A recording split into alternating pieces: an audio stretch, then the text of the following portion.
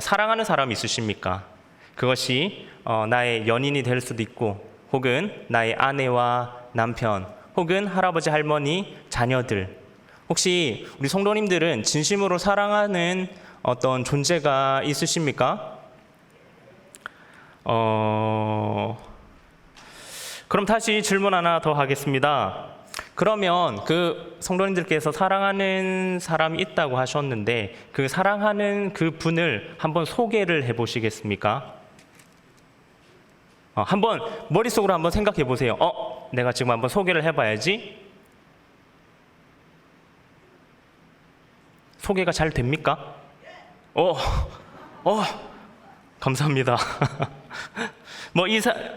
저 같은 경우 이 사람의 이름은 빼어날 수의 민첩할민, 그래서 빼어나게 민첩했으면 좋겠다 싶어서 이름을 수민이라고 지었고, 이 사람이 좋아하는 거는 운동이고, 먹는 거는 뭐고 이렇게 쭉쭉쭉쭉 설명할 수 있으실 정도가 되십니까? 근데 막상 생각보다 내가 막연하게 사랑하고 있는 어떤 존재를 생각할 때에, 내가 그 어떤 존재를 내가 누군가에게 설명을 하게 될 어떤 그런 상황에 처하게 된다면, 생각보다 내가 생각으로는 막연하게 내가 설명을 잘 할 수 있을 것만 같았지만, 막상 해보라고 하면 한 몇 마디, 몇 문장 하고 나면 턱 막히기 일쑤입니다. 그렇다면 제가 질문을 하나 더 하겠습니다. 조금 유치할 수도 있는데요. 여러분들, 예수님을 사랑하십니까? 정말 사랑하십니까? 그렇다면 예수님을 한번 설명해 주십시오. 설명이 잘 되십니까? 감사합니다. 우리는 매일 고백합니다. 매일 여기 교회에 오든지, 아니면 가정에서든지, 아니면 길가를 다니시면서 매일 예수님을 부르짖고, 심지어 우리의 모든 기도가 무엇으로 끝납니까? 예수님의 이름으로 끝나지 않습니까? 근데 정작 이 예수님에 대해서 제대로 알지 못하고 있다면 어떻게 될까요? 오늘 저와 여러분이 함께 이 예수님의 이름을 더욱 깊이 알아서 주를 아는 지식의 즐거움을 누리고, 그리고 우리의 신앙의 고백이 더욱더 풍성해지는 그런 귀한 시간이 되기를 소망합니다. 지난주부터 하이델베르크 교리 문답은 사도신경의 말씀을 가지고 설명하고 있습니다. 지난주에 무엇을 했는지 기억나십니까? 맞네요.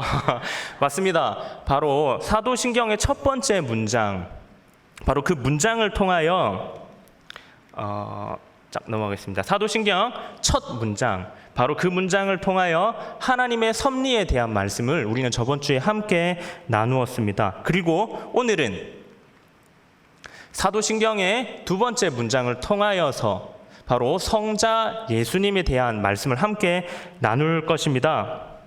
근데 이번 예수님에 대한 이 설명은 29문부터 52문까지 다른 설명에 비해서 한 3배 정도 많은 양을 할애하고 있습니다. 우리는 이를 통하여 두 가지를 추측할 수 있습니다. 첫째는 바로 이 그리스도, 이 예수님을 통하여 삼위 하나님의 지식을 잘 알 수 있구나. 그리고 두 번째, 역사적으로 이 그리스도에 대한 오해가 그만큼 많았기 때문에 이 하이델베르크에서 이렇게 많은 분량을 할애하여 이것을 설명하고 있구나를 우리는 추측할 수 있는 것입니다. 이는 하이델베르크 29문, 30문에 그대로 드러나 있는데요. 지금부터 한 패 살피도록 하겠습니다. 자, 29문 함께 읽도록 하겠습니다. 왜 하나님의 아들을 예수 곧 구주라고 부릅니까? 답입니다. 그가 우리를 죄에서 구원하시기 때문이고, 또 그분 외에는 어디에서도 구원을 찾아서는 안 되며 발견할 수도 없기 때문입니다. 아멘. 사도신경의 이 두 번째 문장을 보면 우리가 읽었듯이 예수님을 설명하고 있습니다. 어떻게요? 그 외아들 우리 주 예수 그리스도를 믿사오니, 바로 이 고백에서 우리는 예수님을 설명하는 몇 가지 표현들을 발견할 수 있습니다. 무엇이 있나요? 그 외아들 우리 주 예수 그리스도 맞습니다. 우리는 이 사도신경의 두 번째 문장을 통하여 예수님을 이렇게 표현하고 지칭하는 네 가지 표현을 발견할 수 있습니다. 우리는 무의식적으로 이 사도신경을 그냥 외우지는 않았나 한번 생각해 봅니다. 특별히 이 예수 그리스도이라는 표현은 거의 함께 사용되는 경우가 많아서 마치 예수 이꼴 그리스도, 그리스도 이꼴 예수 두 단어가 똑같은 단어인지 혹은 붙어서 사용하는 단어인지 헷갈릴 수도 있을 것입니다. 물론 이 예수와 그리스도는 동일한 분을 지칭하는 것은 맞습니다. 하지만 이 예수는 바로 중보자이신 그 예수님의 이름이 되시고, 그리고 그리스도는 무엇일까요? 그 중보자의 직분인 것이죠. 그래서 우리는 예수 그리스도라고 고백할 때 중보자 예수님 그리고 그리스도, 우리를 죄에서 구원하실 이 중보자 예수님이라는 고백이 되는 것이죠. 이것을 예를 한번 들어볼까요? 제 이름이 무엇이죠? 제 이름은 박수민입니다. 그리고 제 직분은 무엇입니까? 전도사이죠. 그러면 이 교회에서 저를 이렇게 부릅니다. 박수민 전도사. 예, 맞습니다. 제가 박수민 전도사로 불려지지만 박수민 이꼴 전도사, 모든 전도사가 박수민이진 않지 않습니까? 바로 이것처럼 우리는 이 예수 그리스도라고 말을 할 때에 이 예수는 바로 중보자이신 예수님의 이름이구나. 그리고 그리스도는 이 중보자 예수님의 직분이구나를 잘 기억하는 우리들이 되었으면 좋겠습니다. 그리고 이 용어를 하나하나 잘 구분하고 이해를 하고, 그리고 나서 사도신경을 외운다면 그저 그냥 이렇게 주문 외우듯이 외웠던 나의 과거를 버리고 예수 그리스도 할 때 나를 위하여 십자가에 죽으신 바로 그 직분을 감당한 그 예수님이라는 고백이 나오게 되는 거죠. 이를 통하여 우리의 풍성한 고백이 더욱더 생기기를 소망합니다. 다시 사도신경으로 돌아와서 이 한글 성경에서 한글 번역본을 본다면 이렇게 말합니다. 외아들 주 예수 그리스도, 그 외아들 우리 주 예수 그리스도를 믿사오니에 대해 거기에 따른 순서대로 적었습니다. 외아들 주 예수 그리스도. 그런데 이 사도신경을 처음 적었던 그 원문을 본다면 순서가 조금 다릅니다. 원문에는 예수부터 나옵니다. 예수님의 이름부터 나오고요. 그리고 예수, 그리스도, 외아들, 주. 이 순서대로 라틴어 사도신경은 이를 기록하고 있습니다. 이 하이델베르크는 이 라틴어 순서에 따라서 오늘 29문, 30문에서 바로 이 예수님에 대한 설명부터 하는 것이죠. 그러면 이제부터 우리는 이 예수님의 의미에 대해 심층적으로 한 번 더 살펴보도록 하겠습니다. 예수라는 이름의 뜻은 마태복음 1장 21절에서 이미 기록하고 있습니다. 우리 함께 읽어볼까요? 시작. 아들을 낳으리니 이름을 예수라 하라. 이는 그가 자기 백성을 그들의 죄에서 구원할 자이심이라 하니라. 아멘. 우리가 아는 예수님의 이름은 사람이 지은 이름이 아니라 하나님께서 천사를 통하여 마리아에게 가르쳐 주신 이름입니다. 그리고 마리아에게 이어서 임신한 마리아를 데려오기 두려워하는 요셉에게도 친히 따로 나타나셔서 예수님의 잉태가 성령님으로 말미암은 것임을 확증시켜 주십니다.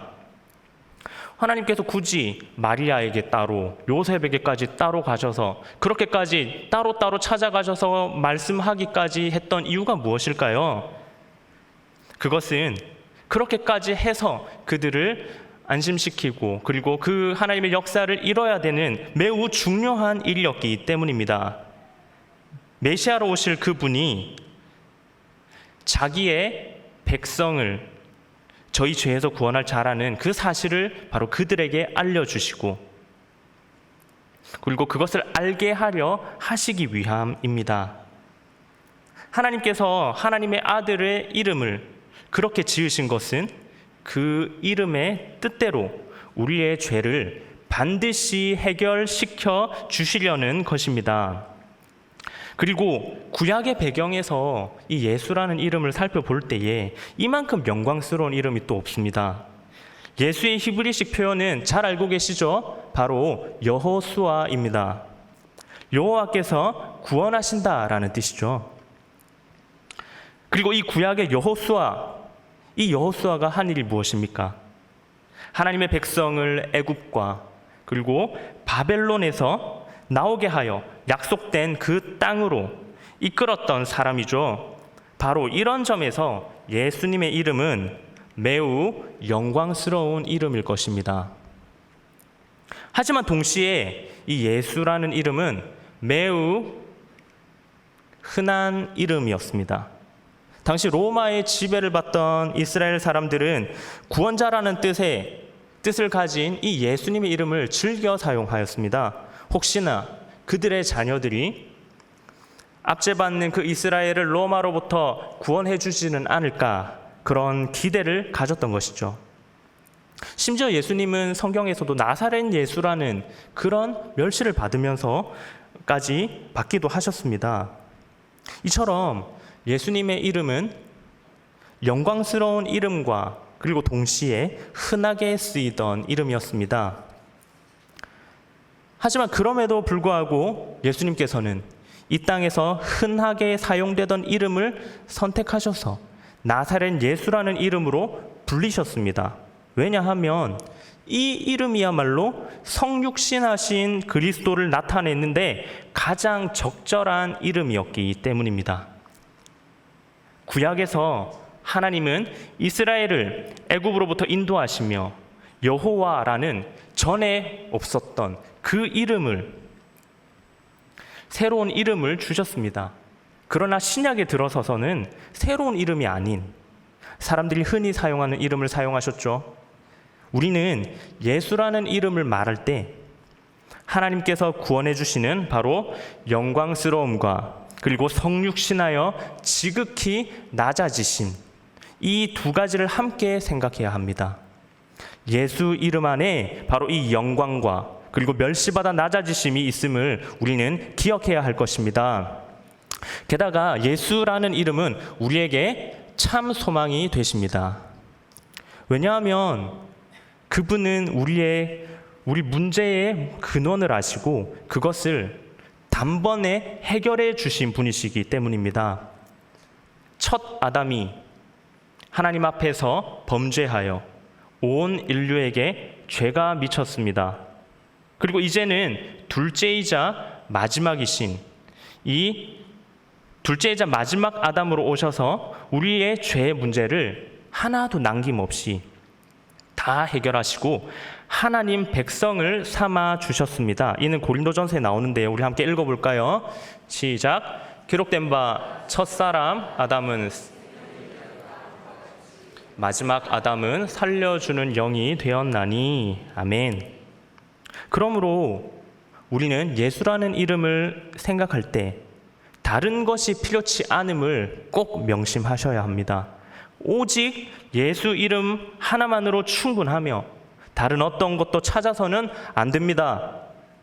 그리고 찾을 수도 없고요. 오직 예수 이름만이 우리에게 구원이 되시며 우리의 소망이 되심을 깨닫는 저와 여러분들 되시기를 소망합니다. 바로 이 예수, 한편으로는 무한한 영광과 그리고 또 한편으로는 우리를 위하여 음부로 내려가신 그 예수님의 이름의 이 정확한 의미를 알았던 사람이 바로 우리가 읽었던 이 갈라디아서 본문에 나오는 이 바울이었습니다. 갈라디아서의 주제가 주 예수 그리스도를 믿는 믿음으로 말미암는 구원입니다. 이것을 본다면 바울은 예수님을 바로 알고 그 예수님만을 믿기를 촉구하고 있는 것이죠. 그리고 보편적으로 우리가 바울 편지라든지 바울 서신들의 공통점을 보면 편지의 시작부에는 보통 발신자, 그리고 수신자, 그리고 어떤 소망의 염원과 표현들을 이렇게 기록을 하고 있는데요. 독특하게도 오늘 우리가 읽은 갈라디아서 1장 내용에 보면 시작부에서부터 자신의 사도성에 대한 변론을 하고 있습니다. 이는 자신의 권위의 근원이 다른 곳에 있는 것이 아니라 오직 그 예수님의 이름에 있다는 것으로 귀결되는데요. 우리가 갈라디아서 1장 1절 함께 읽도록 하겠습니다. 시작. 사람들에게 낳은 것이 아니요 사람으로 말미암은 것도 아니요 오직 예수 그리스도와 그를 죽은 자 가운데서 달리신 하나님 아버지로 말미암아 사도된 바울은 사도라는 말을 붙임으로 자신이 어떤 다른 사람으로 말미암은 것이 아니라 예수님의 이름으로 말미암아 권위 있게 복음 전파 사역을 하게 되었다라고 강하게 주장하고 있습니다. 이는 1절에 말미암아라는 단어로 확인할 수 있는데요. 이는 다메섹 도상에서 역사적 체험을 통하여 받은 바울의 그 소명과 연결되는 사건입니다. 다메섹 도상에서 바울은 무엇으로 소명을 받았습니까? 바로 우리 구주 예수님을 통하여 그리고 바로 그 구주 예수로 말미암아 소명을 받지 않았습니까? 다른 어떤 것이 아닌 오직 구주 예수, 최고의 영광과 동시에 완전히 성육신하신 그 예수님의 이름만이 바로 바울의 삶을 송두리째 바꿀 수 있었고 그리고 그럴 능력이 있었고 이것이 그가 진정한 그리스도의 사도됨을 증명하는 것입니다. 그리고 바울은 1에서 5절까지 자기와 성도가 함께 받고 그리고 함께 전했던 바로 그 공통된 바른 본문을 선포합니다.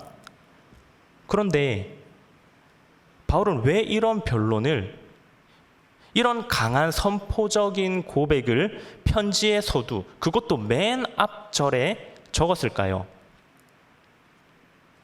그 이유는 하이델베르크 30문과 관련이 있습니다. 우리 함께 30문을 읽어보도록 하겠습니다. 시작. 그렇다면 성인들에게서나 자기 자신에게서나 혹은 다른 데에서 자신의 구원과 복락을 찾는 사람들도 유일하신 구주 예수를 믿는 것입니까? 질문이 무슨 뜻입니까? 우리 사회에서 소위 성인이라 불리는, 성인 군자들이라 불리는 그런 인물들이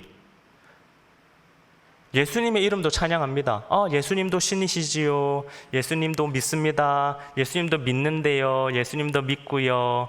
이 나무도 믿고요. 천지신명님도 믿어요. 우리 함께 뭐 종교를 통합하여 함께 하나님을 섬기십시다. 서로의 신들을 존중합시다. 라고 고백하는 목소리들이 있지 않나요? 여러분들은 그들의 그러한 어떤 말들에 어떤 생각을 가지십니까? 그럴 수도 있지. 저가 다른 말을 하긴 하지만 그래도 하나님을 존경하고 예수님을 인정한다니까 구원받을 수 있지 않겠나? 여러분들의 생각은 어떠십니까? 이는 30문 답으로 알 수 있습니다. 우리가 함께 읽어보도록 하겠습니다. 아닙니다. 그들은 말로는 유일하신 구주 예수를 자랑하나 행위로는 그분을 부인합니다. 예수가 완전한 구주가 아니시든가 아니면 참된 믿음으로 이 구주를 영접하는 자들이 그들의 구원에 필요한 모든 것들을 그에게서 찾든지 둘 중에 하나만 사실인 것입니다. 우리가 함께 읽었듯이 그리고 함께 살펴보았듯이 예수님은 완전하고도 유일하신 구주십니다. 그러므로 구원을 다른 이들에게 넘기시거나 혹은 부분적으로만 구원을 베푸시는 법이 없으시며 그분 홀로 구원을 완전한 방식으로 베푸십니다. 그러므로 구원의 조건으로 구주 예수 이외의 것을 추가한다면 구주 예수가 유일한 구주 되심을 부인하는 것과 무엇이 다르겠냐는 말입니다. 그런데 바로 이러한 일들이 오늘 우리가 읽었던 본문의 갈라디아 교회에 일어나고 있었다라는 것이죠. 바울이 갈라디아 교회를 이렇게 설립하고 잠시 자리를 비웠다가 다시 돌아왔습니다. 그리고 다시 돌아왔을 때 그 교회에는 율법주의자들이 예수 이외의 것을 가르치고 있었습니다. 그들은 오직 예수가 아닌 과거 구약의 모세의 율법들, 소위 율법주의적인 모습들과 그리고 그러한 행위들을 강조하고 있었습니다.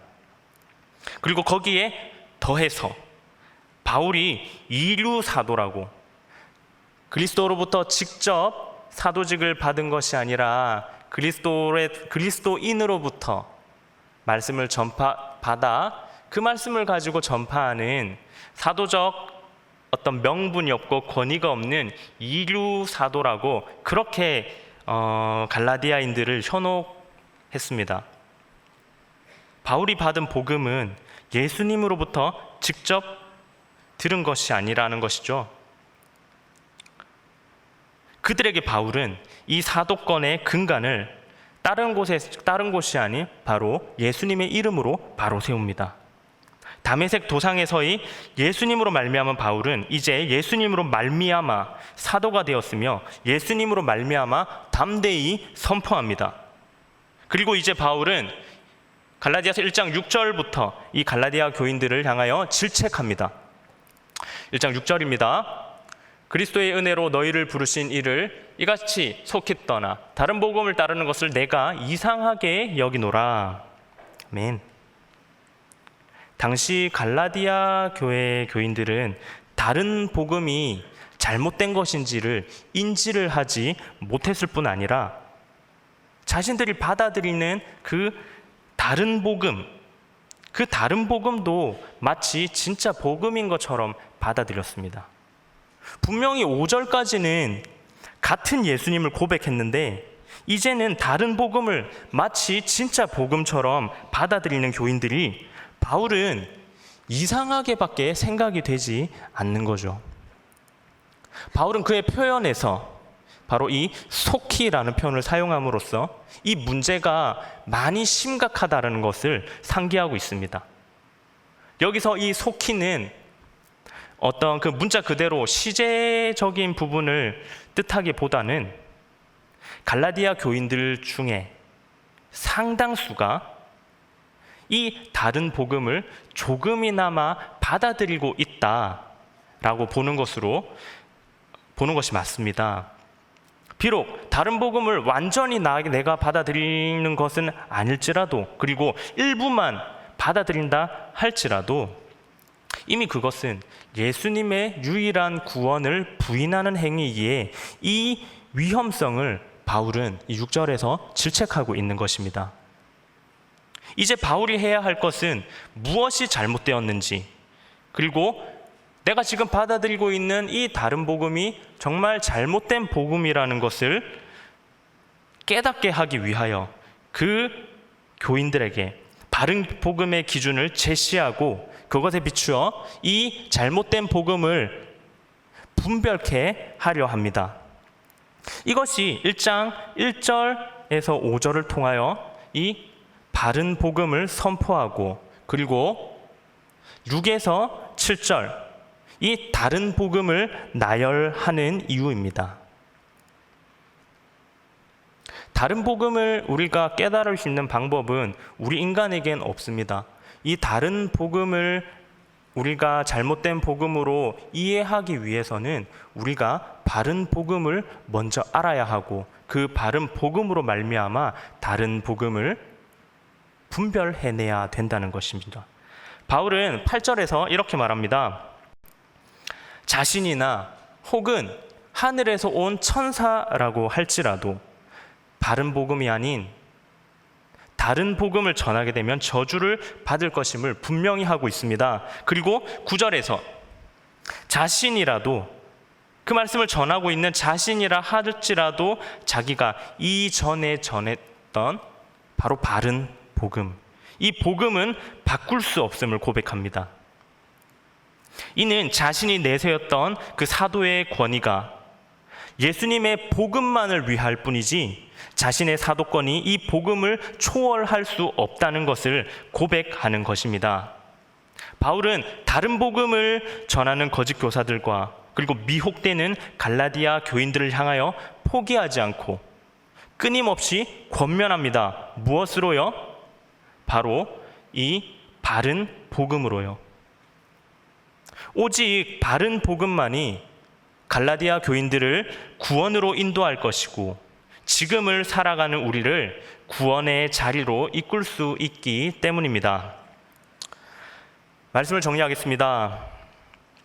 제 어렸을 적 초딩 때 제 기도 제목은 단 하나였습니다. 하나님, 오늘도 이거 먹고 건강히 잘 자라게 해주세요. 예수님 이름으로 기도드렸습니다. 아멘. 주문과도 같았습니다. 매일 이 기도만 했습니다. 그렇게 하다가 어느 날 수련회를 갔습니다. 그래서 목사님께서 말씀을 선포하시고 이제 기도 제목을 주십니다. 그런데 그 어린 제 마음에 정말 그 목사님의 말씀이 정말 성령의 불과 같이 타올라서 마치 나도 정말 기도해보고 싶다라는 마음에 불꽃같이 확 일어났습니다. 그래서 이제 목사님이 소리십니다. 자, 그러면 나와 같이 결단하는 우리 친구들, 우리 함께 주여 한번 부르짖고 기도합시다 해서 같이 외쳤습니다. 주여! 이거 먹고 건강하게 잘 자라게. 이 말이 저도 모르게 그냥 튀어나오는 거예요. 내가 무슨 생각을 하든지 간에 상관없이 그냥 내가 늘 하던 습관대로 그 기도가 그냥 튀어나왔던 것이죠.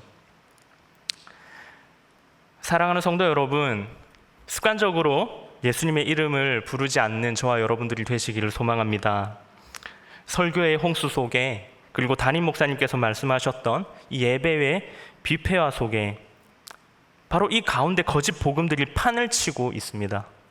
이 상황에서 그저 주문 외우듯이 그리고 혹은 수거를 외우듯이 우리의 입으로 예수 그리스도, 예수 그리스도 이게 그냥 주문처럼 나오는 것이 아니라 이제부터는 이 예수라는 이름을 들었을 때 정말 수많은 사진들이 지나가는 것처럼 파노라마 사진이 펼쳐지는 것처럼 그 예수님의 탄생으로부터 그 예수님이 우리를 위하여 이 땅에 오셔서 성육신 하셔서 우리를 위하여 질고를 당하시고 죽으시고 다시 살아나셔서 그 예수님의 모든 생애 통해서 우리에게 보여주시고 알려주신 그 예수님의 모든 생애가 우리가 기억하고 그 예수님의 이름을 들었을 때 그것이 기억나는 우리들이 되기를 소망합니다. 그래서 예수님이라는 이름을 들었을 때 최고의 영광 그리고 지극히 낮아지심, 우리의 소망이시고 우리란 구주라는 생각이 늘 떠올라서 오직 예수 이름만으로 만족하는 그리고 주님만으로 만족하는 삶을 살아내는 저와 여러분들이 되시기를 주님의 이름으로 기원합니다. 아멘.